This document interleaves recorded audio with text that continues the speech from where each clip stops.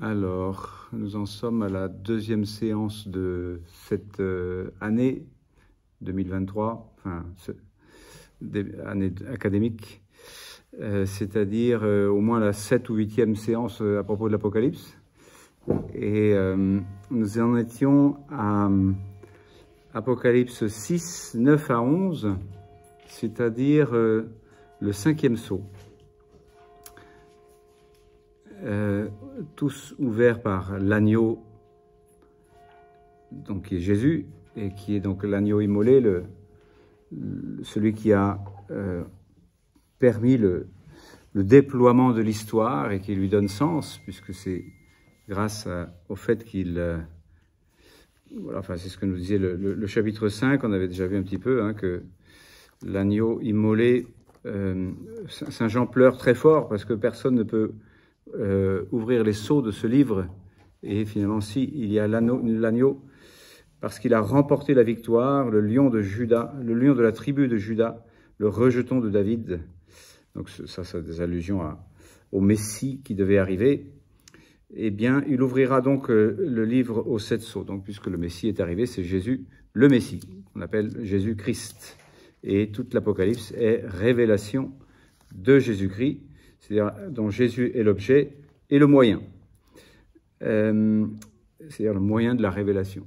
Et le moyen de la révélation, ici, c'est qu'il est le maître de l'histoire, et c'est lui qui a ce pouvoir d'ouvrir les sceaux et de ainsi donc montrer à Jean qu'est-ce qui va se passer plus tard, quel est le sens de l'histoire finalement, même si ça commence par le premier cavalier, donc qui est blanc et qui signifie Jésus lui-même, en tant qu'il est le cavalier vainqueur que l'on retrouve à la fin de tout ce déploiement de l'histoire, si vous voulez. Il est au commencement et à la fin, le premier et le dernier, et il est déjà le victorieux. Il est sorti en vainqueur et pour vaincre encore. Et cette victoire donc est en train de se produire dans le temps aussi, et aussi donc voilà, l'agneau immolé a ce pouvoir de montrer à Jean qu'est-ce qui va se passer dans le temps. Donc il va se passer cette victoire signifiée donc par le premier cavalier, mais en même temps donc ce déploiement du mal avec les cavaliers des autres couleurs. L'un qui symbolise le cheval rouge feu, là, la paix est bannie, donc la guerre. Et le deuxième noir, avec cette balance d'injustice, on pourrait dire, c'est l'injustice et la famine. Et aussi le troisième, donc l'aspect vert, pour dire le caractère éphémère de la vie. Et le fait que la mort règne sur cette terre et l'enfer suit, c'est-à-dire la mort éternelle. Et ça résume, pour dire, ce déploiement du mal aussi dans l'histoire. On lui donna le pouvoir sur le quart de la terre pour exterminer par l'épée, par la faim, par la mort ou par la peste et par les fauves de la terre. C'est une sorte de manière de dire, le mal va se déployer aussi, et c'est l'agneau qui montre cela à Jean pour dire l'agneau reste le maître de l'histoire, même si nous est difficile à comprendre que le mal se déploie ainsi. Et puis lorsqu'il ouvrit le 5e sceau, donc c'est ça que je voudrais m'arrêter à lire avec vous aujourd'hui un petit peu, Apocalypse 6, 9 à 11, donc on est au chapitre 6 de l'Apocalypse, au verset 9, 10, 11, donc c'est 3 versets, on va passer 2 heures sur 3 versets. On a déjà passé des heures d'ailleurs là-dessus. Donc lorsqu'il ouvrit le 5e sceau, donc c'est pour ça que je me réfère à l'agneau, parce que ce ça suppose savoir qui est-ce et qu'est-ce qu'il fait et comment se fait-il qu'il a ce pouvoir d'ouvrir les sceaux, c'est-à-dire de montrer à Jean le déploiement de l'histoire. Il a le pouvoir d'envoyer des rayons, pour dire, de sa lumière, qui est source de lumière de la Jérusalem céleste, quand on nous dit ça un petit peu plus loin là, que cet agneau est la source de lumière de tout le ciel, quoi, hein, donc de toute la vie éternelle. Et donc il a ce pouvoir de lumière sur le temps aussi. Il domine le temps. Et il ouvre le 5e sceau, Et il voit, donc, je vis sous l'autel les âmes de ceux qui furent égorgés pour la parole de Dieu et le témoignage qu'ils possédaient. Pas qu'ils avaient rendu, mais qu'ils possédaient. Ils crièrent d'une voix puissante, « Jusqu'à quand, Maître saint et vrai, tarderas-tu à faire justice, à tirer vengeance de notre sang sur les habitants de la terre ?» Alors on leur donna à chacun une robe blanche en leur disant de patienter encore un peu, le temps que fussent au complet leurs compagnons de service et leurs frères qui doivent être mis à mort comme eux. Donc on peut appeler ça le sceau sur les martyrs, donc le fait qu'ils ont témoigné. Le témoignage, donc vous savez, c'est martyria, témoignage, c'est le martyr. Martyr pour la parole de Dieu et pour Jésus. Et donc, ça, oui, je peux le rappeler aujourd'hui encore, parce que c'est net dans l'Apocalypse, si vous voulez, en 12, 7, je vous l'avais déjà lu, mais je le relis ici.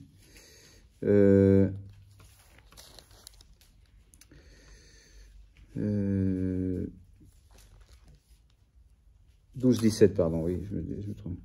Alors, le dragon, donc, guerroie contre le reste des enfants de la femme, de point ceux qui gardent les commandements de Dieu et possèdent le témoignage de Jésus. Donc ici, avoir le témoignage ou posséder le témoignage, c'est avoir le témoignage de Jésus. Et on vous dira aussi en 19-10, à la fin du verset 10, qui est un long verset, bien, la fin de ce verset dit « Le témoignage de Jésus, c'est l'esprit de prophétie ». Donc, la prophétie, donc la capacité de parler au nom de Dieu. Pas seulement d'annoncer l'avenir, hein, mais l'étymologie de prophétie, ça veut dire parler au nom de Dieu. Et ainsi, donc, témoigner pour la parole de, enfin, égorger pour la parole de Dieu, et le témoignage qu'ils avaient, c'est-à-dire le témoignage de Jésus, c'est-à-dire l'esprit de prophétie. Si je relis, donc, avec 12-17 et avec 19-10. Ça va, je ne vais pas trop vite?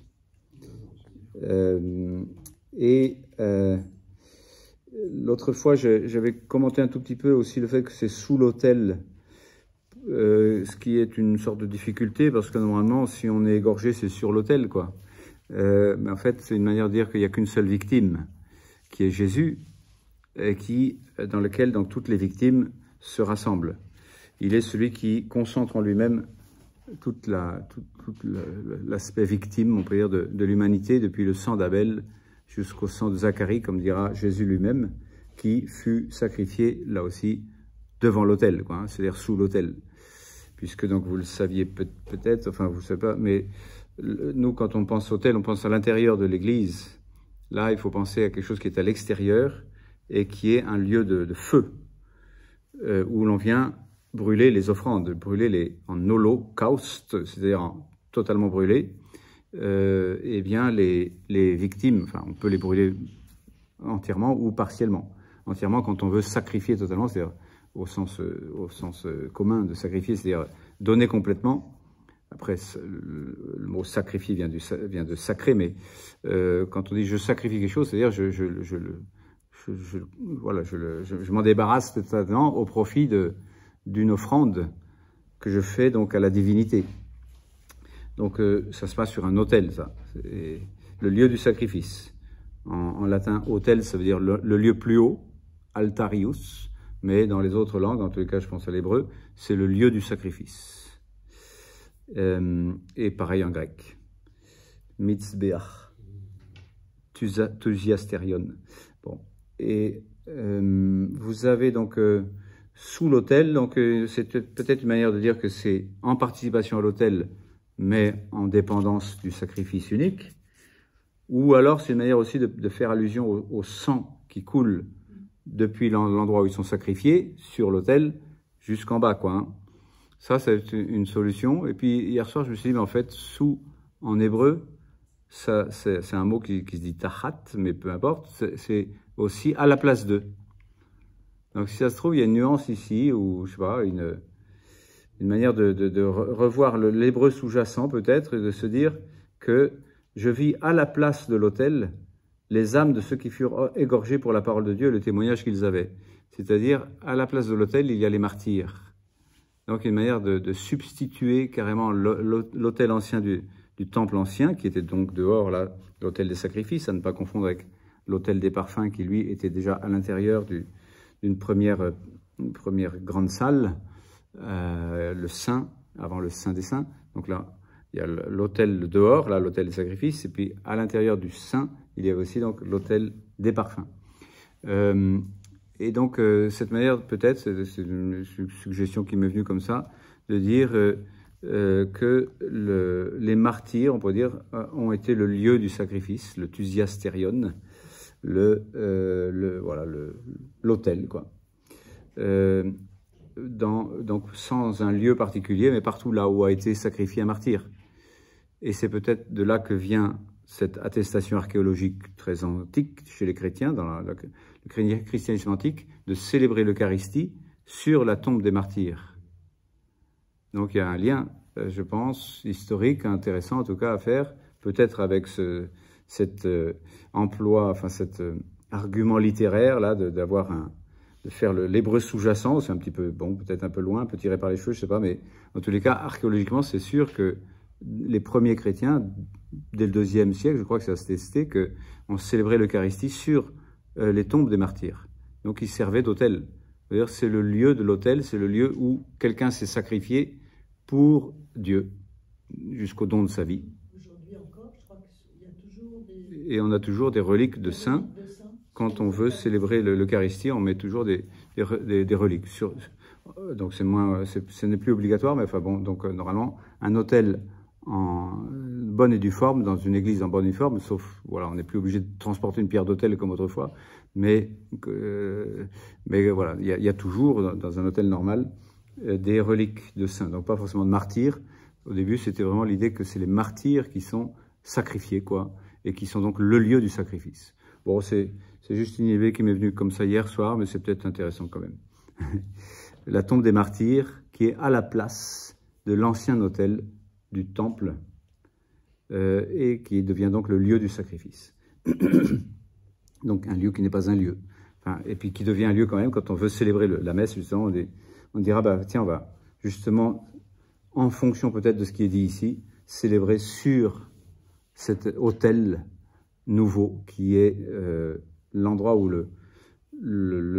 pas forcément où il a témoigné, mais en tous les cas où son corps égorgé se trouve.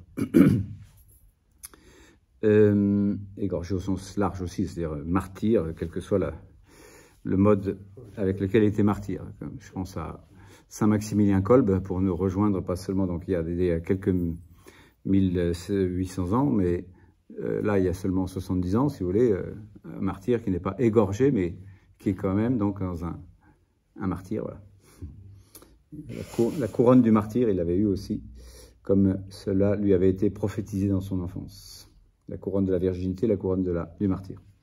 Bien, donc voilà, lorsqu'il ouvrit le 5e sceau, donc l'agneau ouvre le 5e sceau, donc il y a cette, on peut dire, ouverture sur l'histoire, qui est, on pourrait dire, non pas se succède aux précédents, mais accompagne les sceaux précédents.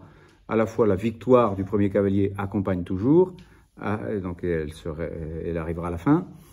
À la fois, donc, les chevaux, donc rouges, noirs et verts, accompagnent toujours, et à la fois, les martyrs accompagnent toujours aussi l'histoire, quoi. Donc, c'est pour dire, ce déroulement des sceaux n'est pas à prendre de manière successive. Donc, le temps, pour nous, enfin, on a du mal à raisonner en dehors du temps et de l'espace. Or, quand on lit l'Apocalypse, il faut essayer de se dire, ça ne concerne pas que le temps et l'espace, ça le transcende, ça le dépasse. C'est-à-dire comme le ciel c'est l'éternité, et l'éternité donc n'est pas un lieu. Donc comment ça se fait que ça... Voilà, nous on ne peut pas raisonner sur ces choses-là, on a beaucoup de mal à raisonner sans l'espace et le temps. Or c'est souvent ce qu'il nous demande de faire ici, donc il dit, voilà, il ouvre le premier, puis le deuxième, puis le troisième, puis le quatrième, nous on a envie que ça soit une succession dans le temps. Ben non, c'est pas une succession, tout va en même temps. C'est une des vues sur l'histoire, où il y a donc des projections que fait l'agneau de Dieu, qui connaît tout, qui est l'omniscient, hein. Il nous a dit au chapitre 5 qu'il avait des yeux tout autour de la tête pour dire il sait tout à tout moment et sur tout instant. et sur toute chose, de façon absolue. Et donc, il découvre ici, il ouvre les sceaux, on pourrait dire, devant Saint Jean, un peu ébahi, qui essaie de nous décrire ensuite en termes souvent vétérotestamentaires, c'est-à-dire en se servant des catégories de l'Ancien Testament. Il essaie de nous expliquer ce qu'il voit. Donc voilà, ce déroulement du temps, ça va se passer comme ci et comme ça. Donc à la fois la victoire, à la fois la guerre, la famine et la peste, et en même temps donc les martyrs. Et puis après, il nous dira, et tout ça, ça va se terminer par la fin du monde. au 6e sceau, lequel est d'ailleurs double, puisqu'il y a, sans nous dire qu'il ouvre un 7e sceau, il va nous dire, il y a aussi donc le ciel. Donc il va nous montrer à la fois et la fin du monde, et la réalité du ciel, qui elle, n'a pas de fin. Et puis finalement, s'ouvrira ensuite le 7e sceau, et encore, on va prendre des précautions avant de l'ouvrir, celui-là. D'autant plus qu'il va se déployer en 7 trompettes. Bon, donc on n'a pas fini. Là, on est encore au 5e sceau, pour dire, voilà, dans une des visions de l'histoire, on peut aussi focaliser, grâce à l'agneau de Dieu, qui ouvre l'histoire devant Saint Jean, le fait qu'il y a ces martyrs. Et donc, il y a ce lien avec l'autel, donc qui est très important, que ce soit sous l'autel ou à côté de l'autel ou à la place de l'autel, etc. Donc, c'est pour dire, c'est vraiment le lieu du sacrifice, le véritable sacrifice. Ça me fait penser d'ailleurs au psaume que j'ai lu ce matin, je crois que c'est le psaume 49. « Heureux ceux qui scellent d'un sacrifice mon alliance », c'est-à-dire qui sont capables donc de sacrifier jusqu'au don de leur vie l'alliance avec Dieu. Je crois que c'est le psaume 49 ou... Du coup, il m'échappe là, à ce coup. C'est peut-être 39, alors j'ai mal retenu. 39-40. Eh bien, donc il y a cette idée de dire...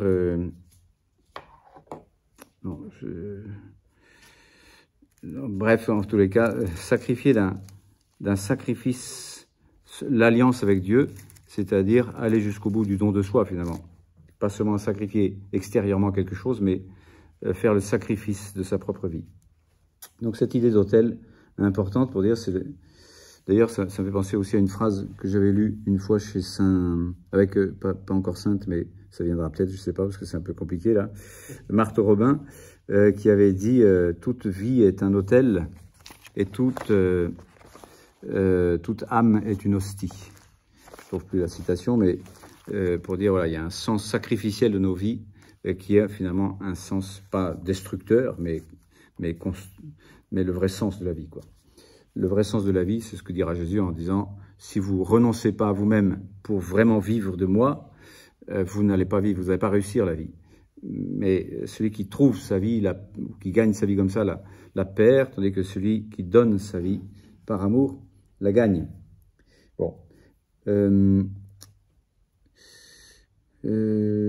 Qu'est-ce que je voulais... Donc la dernière fois, je vous avais lu aussi combien dans l'Apocalypse, donc il y avait 1, 2, 3, 4, 5, 6, 7, au moins 7 références, sachant qu'il y a tout un chapitre qui fait référence au témoignage, donc le témoin dans l'Apocalypse, à commencer par Jésus, qui est lui-même, le premier mot qu'on dit de lui, c'est « il est le témoin fidèle ». Donc, et ça rappelle ce qu'il dit devant Pilate, « je suis venu pour témoigner de la vérité de Dieu. Et je ne peux pas me renier moi-même sous prétexte que vous voulez de la tolérance et du respect qui devient plus fort que la vérité elle-même, quoi. Ça fait partie de mes dadas. Je ne vais pas repartir là-dessus, mais donc je ne peux pas me renier moi-même si, au nom d'une fausse idée de tolérance, parce que bien sûr, c'est la déplacer. La tolérance, c'est une valeur relative à nos relations, mais ce n'est pas quelque chose qui empêcherait la vérité d'exister et d'être témoignée par Dieu lui-même, et qui empêcherait que l'homme puisse la recevoir comme telle, c'est-à-dire la vérité absolue. Enfin bon, ça c'est mes dadas, donc je passe. Je lis avec vous donc qu'il s'agit des martyrs, donc du martyr de tous les temps, une contemplation, on pourrait dire, de tout ce qui concerne le martyr. Bon. Et ceux donc, qui ont précédé même le Christ, puisque Jésus parle de ceux qui ont l'esprit de prophétie, justement, en Matthieu 5, 12, là, lorsqu'il dit Heureux êtes-vous quand on vous insultera et on vous martyrisera, quoi, en quelque sorte. On vous persécutera, on vous insultera, on vous persécutera, on dira faussement contre vous toutes sortes de calomnies. Donc, combien de calomnies on doit subir toujours à cause de moi, donc pour la parole de Jésus, quoi, et qui est lui-même la parole de Dieu, venu pour témoigner de la vérité de Dieu. Soyez dans la joie et l'allégresse, car votre récompense sera grande dans les cieux. C'est bien ainsi qu'on a persécuté les prophètes, vos devanciers. Donc, vous êtes la continuité de l'esprit de prophétie, les prophètes, vos devanciers, et heureux êtes-vous parce que vous allez être martyrs comme eux, comme ils ont été martyrs. Il y a des traditions juives qui vous disent, par exemple, que Isaïe a été scié, et que donc Jérémie a été lapidé. Et ça, vous pouvez le lire en Hébreux 11, 37, 40, lorsqu'il nous fait toute une liste de ceux qui, grâce à la foi, eh bien, ont pu avancer dans le plan de Dieu, par la foi, tous, ils ont pu agir par la foi, et à la fin, il conclut un petit peu en disant, le temps me manque pour vous parler de tous ceux qui ont vécu de foi ainsi, et qui ont été en but à la contradiction, au martyr.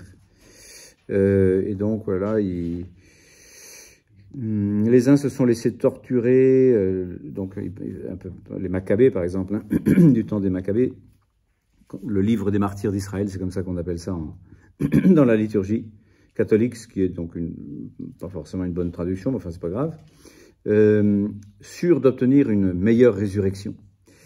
D'autres subirent l'épreuve des dérisions et des fouets, même celle des chaînes et de la prison. Ils ont été lapidés, donc probablement Jérémie, sciés, donc sans doute allusion à Isaïe. Ils ont péri par le glaive, ils sont allés çà et là sous des peaux de moutons, de toisons, de chèvres, dénués, opprimés, maltraités, eux dont le monde était indigne.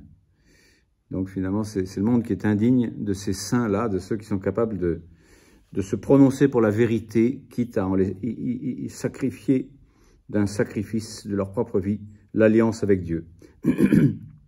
Eux dont le monde était indigne, errant dans les déserts, les montagnes, les cavernes et les antres de la terre, et tout cela, bien qu'ils aient reçu un bon témoignage à cause de leur foi, c'est-à-dire Dieu qui leur dit « vous avez raison d'avoir la foi », eh bien ne bénéficièrent pas de la promesse, c'est-à-dire de l'avènement du Messie, même s'il l'avait prophétisé. C'est que Dieu prévoyait pour nous un sort meilleur, c'est-à-dire nous, à l'époque où on a connu le Messie, et il ne devait pas parvenir sans nous à la perfection. C'est-à-dire que tous ces martyrs de l'Ancien Testament, finalement, grâce aux martyrs de Jésus, ont eu la promesse, on peut dire, du protévangile, c'est-à-dire le Messie rouvrira les portes du paradis. En gros, c'est pas exactement ça le protévangile, mais dans la tradition que l'on trouve, par exemple, dans le Testament des 12 patriarches, qui est une littérature apocryphe, qui n'est pas dans l'Ancien Testament, mais qui nous montre un peu la mentalité que l'on avait à l'époque, si vous voulez, du milieu du Nouveau Testament, avant le Nouveau Testament, la promesse du Messie, c'était entre autres ce qu'il a fait donc le Vendredi Saint, de nous ouvrir à nouveau les portes du paradis, comme la colombe qui déchire le ciel et qui finalement permet ce contact retrouvé entre le paradis et la terre. Ça c'est au baptême de Jésus, le baptême étant une préfiguration de sa mort et de sa résurrection. Enfin, je suis allé un peu vite là, mais bon, tant pis. Ça, c'était pour vous dire donc tous ces martyrs. Et je vous disais aussi que Jésus parle lui-même en Matthieu 23, 31-35. En Matthieu 23, 31-35, il nous dit qu'effectivement, il y a eu des martyrs avant et il y en aura après aussi, quoi. C'est-à-dire les prophètes vos devanciers et vous continuez l'esprit de prophétie. Et la parole de Dieu que vous portez, parce que parler pour Dieu, hein, porter cette parole, être voilà, prophète, quoi, ça veut dire parler pour, hein, prophète, eh bien, au verset 31, donc je lis, nous ne serions pas joints à eux pour verser le sang des prophètes. Ainsi vous témoignez vous-même, vous êtes les fils de ceux qui ont assassiné les prophètes, eh bien vous comblez la mesure de vos pères. Voilà, il y a une engueulade, donc on peut dire finale, avant la mort de Jésus. on est juste avant sa passion. « C'est pourquoi voici que j'envoie vers vous des prophètes, des sages et des scribes. Vous en tuerez et mettrez en croix, vous en flagellerez dans vos synagogues, vous et pourchasserez de ville en ville, pour que retombe sur vous tout le sang innocent répandu sur la terre depuis le sang de l'innocent Abel, donc qui était un sang donc, en lien avec un autel aussi, puisqu'il était en train d'offrir un sacrifice agréable à Dieu, tandis que Caïn offrait un sacrifice pas agréable à Dieu. On ne sait pas pourquoi, c'est un peu expliqué dans les Targums et dans la Septante, mais ce n'est pas expliqué dans le texte hébreu, et c'est expliqué par des traditions juives postérieures, mais ce n'est pas... Enfin, voilà, pourquoi est-ce que le sacrifice d'Abel a été reçu et pas le sacrifice de Caïn? Toujours est-il que Caïn a été jaloux, d'une jalousie spirituelle, hein, donc c'est la pire des jalousies, c'est-à-dire être jaloux de la grâce des autres. Dieu fait grâce à celui-là, et donc ça me rend jaloux. Ne jamais être jaloux de la grâce des autres, ça devient homicide assez facilement. Bref, donc ça c'est le sang innocent répandu sur la terre depuis le sang de l'innocent Abel, donc en se soulignant qu'il était innocent, donc s'il a été massacré, c'est d'une manière très injuste. Depuis le sang de l'innocent Abel jusqu'au sang de Zacharie, fils de Barakia, que vous avez assassiné entre le sanctuaire et l'autel. Donc là aussi, on est sous l'autel, si vous voulez, entre le sanctuaire et l'autel, donc devant la façade, si vous voulez, du temple, il y avait cet autel-là, et vous l'avez massacré entre le sanctuaire et l'autel. Donc ça, c'est un récit qui est fait très, très rapidement dans le livre des rois, et c'est intéressant parce que dans la Bible hébraïque, ce récit termine la Bible hébraïque. C'est-à-dire qu'il y a une manière de voir du début à la fin. Vous avez, même si on n'est qu'au 6e siècle avant Jésus-Christ, mais il se trouve que dans la présentation, il se trouve que c'est presque la dernière phrase, quoi, pour dire, voilà, dans la présentation, si c'était la présentation à l'époque, je ne sais pas, de la Bible hébraïque, de la Bible en hébreu, enfin des textes hébreux de la Bible, c'est du début à la fin, vous avez assassiné, donc en lien avec l'autel, toujours. Bon. Et donc Jésus est en train de dire, donc ça va continuer, il y a eu des martyrs, moi-même je suis martyr, donc je suis le témoin fidèle, et ceux qui ont l'esprit de prophétie, qui est le témoignage de Jésus, qui le possèdent à l'intérieur d'eux-mêmes, c'est-à-dire qui possèdent l'Esprit Saint, puisque cet esprit de prophétie c'est l'Esprit Saint, eh bien vous allez aussi être martyrs. Et bon, donc sacrifié, on peut dire, donc ça veut dire rendu sacré aussi, hein. Je l'ai dit, donc pour dire une manière de préférer la vérité à la vie, et tout ça pourquoi? À la gloire de Dieu, c'est-à-dire quand Jésus dit « Père, glorifie ton nom », eh bien je l'ai glorifié, je le glorifierai encore, dans la mesure où toi tu vas obéir jusqu'au bout à ce plan qui semble être, enfin qui semble être contradictoire. Saint Pierre dira, mais Seigneur, ça peut pas être un plan valable, ça, d'aller te sacrifier. Ben si, c'est le plan de Dieu. Et donc passe derrière moi Satan parce que tu me fais obstacle. Et donc ce sera d'aller sacrifier ma vie pour la gloire du Père. J'ai glorifié, et le Père dit, j'ai déjà glorifié mon nom en toi, et je vais le glorifier encore par le fait que tu vas aller jusqu'au bout du don de toi par amour, et en plus en disant, je vous dis ces choses-là, Jésus dit, voilà, j'ai gardé le commandement de mon Père, j'ai obéi jusqu'au bout, et je vous dis cela pour que ma joie soit en vous. C'est-à-dire qu'il y a une joie plus immense que la vie elle-même, d'être dans la communion avec la volonté du Père. Et ça, c'est infini. Bon, ça nous dépasse sans doute un petit peu, mais dans tous les cas, c'est ce qu'a fait Jésus. Il nous dit, voilà, si vous avez cet esprit, on peut dire de vérité, puisque Jésus l'appelle l'esprit de vérité, et il dit lui-même, je suis la vérité. Donc si vous avez l'esprit de prophétie à l'intérieur de vous, vous avez la vérité à l'intérieur de vous. Ce n'est pas une opinion opiniâtre à laquelle vous tenez par raison, mais c'est la vie de Dieu, l'Esprit de Dieu qui, en vous, témoigne de la vérité de Jésus. Et de ce témoignage, vous ne pouvez pas faire comme si vous ne le connaissiez pas. Enfin, ce témoignage est plus fort en vous que la vie elle-même. Et vous serez capable de donner en plus, avec joie, votre vie pour la vérité, quoi, de Jésus. parce qu'il ne s'agit pas d'une mauvaise nouvelle, il s'agit d'une bonne nouvelle, mais cette bonne nouvelle, donc c'est quand même le sacrifice de soi jusqu'à la gloire de Dieu. Comme dirait saint Augustin, deux amours ont fait deux cités, ou l'amour de Dieu jusqu'au mépris de soi, jusqu'à la capacité de donner sa vie avec joie, pas un mépris avilissant, mais un don de soi qui nous réalise vraiment. Comme Jésus, on peut dire, s'est réalisé lui-même en disant tout est accompli du dessein du Père, même si c'est le sacrifice le plus terrible possible de ma vie.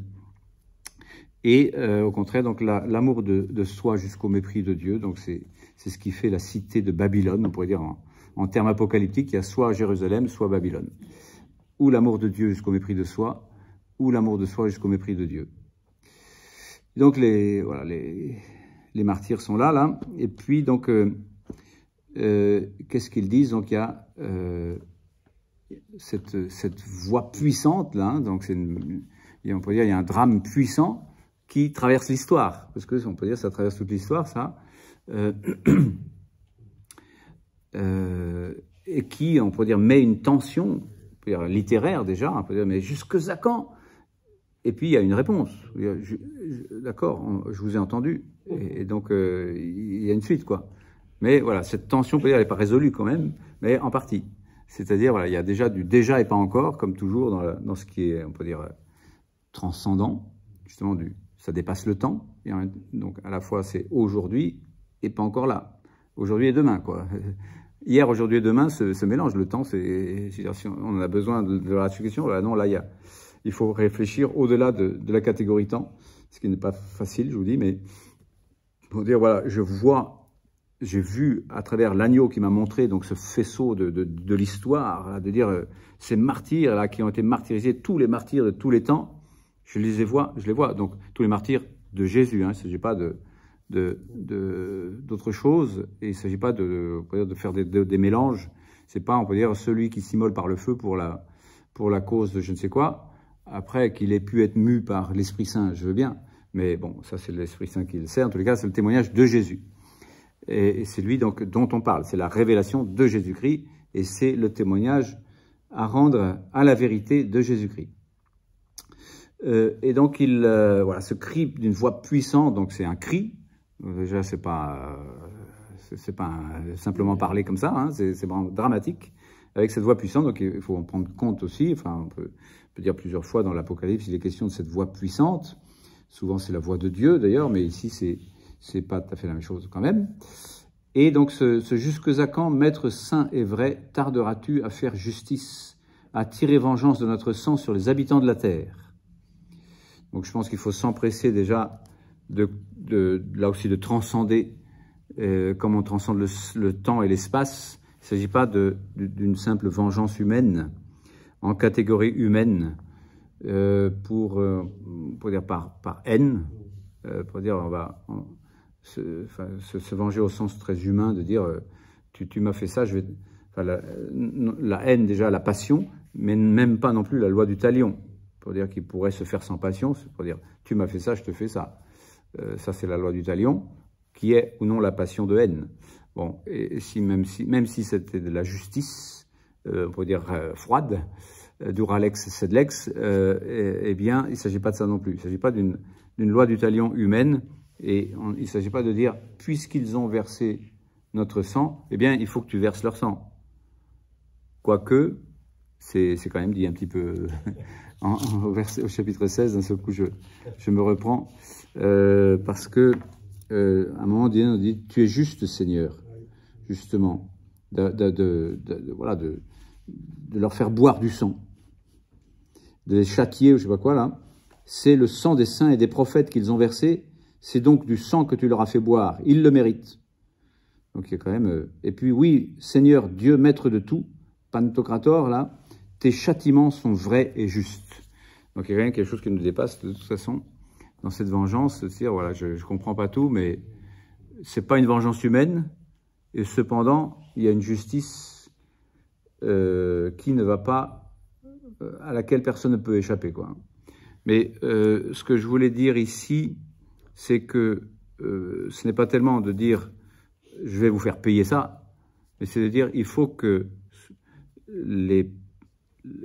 l'injustice, on peut dire, ne puisse pas avoir libre cours. Et que, même si c'est le cas quand même, et en tous les cas que tout droit piétiné doit pouvoir être rétabli. Le rétablissement de la justice, il y a une thèse là-dessus, qu'avait un de mes professeurs à l'école biblique, il avait fait écrire sa thèse de doctorat, Père Pietro Bovati. Il avait écrit cette thèse de doctorat qui était donc le rétablissement de la justice. Donc il avait étudié comment finalement Dieu est celui qui rétablit la justice. Et que finalement quand il y a un droit lésé, c'est pas qu'il veuille une vengeance, c'est qu'il faut que soit rétabli le désordre provoqué par l'injustice. Et en particulier que le pauvre et le spolié, donc dans la Bible il y a souvent cette catégorie, par le droit du plus fort, celui qui est le plus fort, enfin c'est comme ça souvent l'injustice, hein. De toute façon c'est celui qui crie le plus fort qui a raison, et c'est celui qui est le plus fort qui aura raison de toute façon. C'est comme ça la vie humaine, hein. C'est pas la loi, c'est la loi du plus fort. C'est la loi de la jungle. La loi de la jungle, voilà, donc Darwin, ou on pourrait dire l'argent aussi. C'est celui qui a le plus d'argent qui, forcément, aura le droit. Pourquoi toi, tu as le droit d'associer un enterrement de première classe et l'autre pas? Bah, c'est l'argent. Et donc, l'injustice humaine, quoi, c'est bon, on n'a pas besoin de faire trop de dessins là-dessus, on la subit, on essaye de ne pas être nous-mêmes de ceux qui la commettent. Il vaut mieux subir l'injustice que de la commettre. Socrate ou Platon. Et donc, ainsi, donc, qu'est-ce que je voulais dire avec ça? Oui, parce que je cite ensuite Spe Salvi, c'est-à-dire, c'est en espérance que nous sommes sauvés, où Benoît XVI lui-même cite Platon, à propos de cette justice qui devient un espoir. Donc ce cri de dire mais faire justice, ça reste un espoir. Donc il ne s'agit pas tellement de se dire qu'il va falloir se venger de tout ça, mais il va falloir que le pauvre et le spolié puissent récupérer ses droits. Et que ce ne soit pas toujours la loi du plus fort qui domine malheureusement ce pauvre monde. Et pour ça, donc j'ai une série de références bibliques, puisque tout ça, ce sont des catégories bibliques, en fait, hein, qui sont utilisées, des catégories, donc déjà de l'Ancien Testament. Donc cette série, eh bien, je la lis en particulier dans Deutéronome 32-43. Donc c'est dans le Deutéronome, donc c'est vraiment dans la Torah, si vous voulez, c'est un texte fondamental pour la culture juive de tous les temps. Et donc en 32-43, cieux exultés avec lui, avec Dieu donc, et que les fils de Dieu l'adorent. Donc tous ceux qui sont, fils de Dieu, c'est générique. Bon, ça c'est compliqué ici. Donc les nations exultées avec son peuple, et que tous les envoyés de Dieu affirment sa force. Fils de Dieu, c'est-à-dire correspondant à Dieu, quoi. Le mot fils, c'est générique. Car il vengera le sang de ses serviteurs, il rendra la pareille à ses adversaires, il paiera de retour ceux qui le haïssent, et purifiera la terre de son peuple. Donc, il vengera le sang de ses serviteurs. Depuis le sang d'Abel jusqu'au sang de Zacharie, quoi. Ses serviteurs, les prophètes en particulier, c'est-à-dire ceux qui ont parlé en son nom, ceux qui ont essayé de témoigner de la vérité de Dieu. Ça, c'était donc Deutéronome 32-43. Bon, je ne sais pas si vous avez réussi à me suivre, c'est pas grave, je passe. Maintenant, je vais citer 3 psaumes. Et avant de citer les psaumes, je vais même citer 2 Rois 9-7. En 2 Rois 9-7, vous avez aussi donc une question de vengeance là aussi. Il se trouve qu'il y a eu Akab et Jézabel qui ont, on peut dire, perverti le peuple très gravement. Et Dieu suscite un prophète qui va lui-même oindre un roi, lequel va aller assassiner, non pas Akab, c'est déjà fait, mais Jézabel. Ainsi parle Yahvé, Dieu d'Israël, je t'ai oint comme roi sur le peuple de Yahvé, sur Israël. tu frapperas la famille d'Akab, ton maître, et je vengerai le sang de mes serviteurs, les prophètes, et de tous les serviteurs de Yahvé, sur Jézabel et sur toute la famille d'Akab. Voilà, donc Dieu va dire, ça suffit comme ça d'avoir complètement commis des injustices. Donc on connaît un petit peu l'attitude d'Akab, là, par exemple, quand il arrive à Naboth, là, et Naboth, cède-moi ta vigne. Ah ben non, ah ben si, maintenant, parce que c'est moi le plus fort. Et ici, c'est la loi du plus fort. Et donc, il trafique le droit. Jézabel s'y met en plus pour le corrompre. Et il dit, bah si, pas de problème, on va faire une lettre, et puis on va dire, tous ceux qui... voilà, il a maudit Dieu et le roi, c'est lui le méchant. Et donc, on fait du droit qui sert à masquer l'injustice. Et le prophète arrive pour dire, votre droit est injuste, est un summum ius, summa ignoria. C'est une devise aussi du droit, que malheureusement, plus il y a de droit, plus il y a d'injustice, quelquefois. Et souvent. Et aujourd'hui, donc, voilà, bon, de proclamer que même le crime d'un enfant dans le sein de sa mère est un droit. Donc, où va la civilisation, hein? Donc, elle s'enfonce.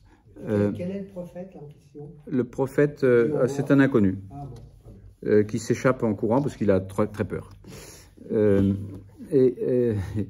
Et donc, enfin bon, c'est en tout cas le 2 Rois 9, je vous disais 7. Donc vous pouvez lire 2 Rois 9 tout entier si vous voulez. Et donc Jézabel est massacrée, et comme avait prophétisé Dieu, même son cadavre on ne le retrouvera pas parce que les chiens vont le bouffer. Donc c'est une vengeance, on va dire, jusqu'à l'os. Bon, ça, donc c'est vrai que c'est voilà, est-ce que Dieu se venge alors? C'est comme ça? Est-ce que Dieu est humain à ce point-là? Non, c'est qu'il faut rétablir la justice. Bon. Psaume 74-73 ou 73-74. Donc vous en avez, c'est dans les séries des 70. Hein, donc il y en a 73-74, 78-119 ou 79-80. Enfin, il y a trois psaumes qui sont à peu près dans le même coin là. 73-74. Je vous les lis aussi rapidos.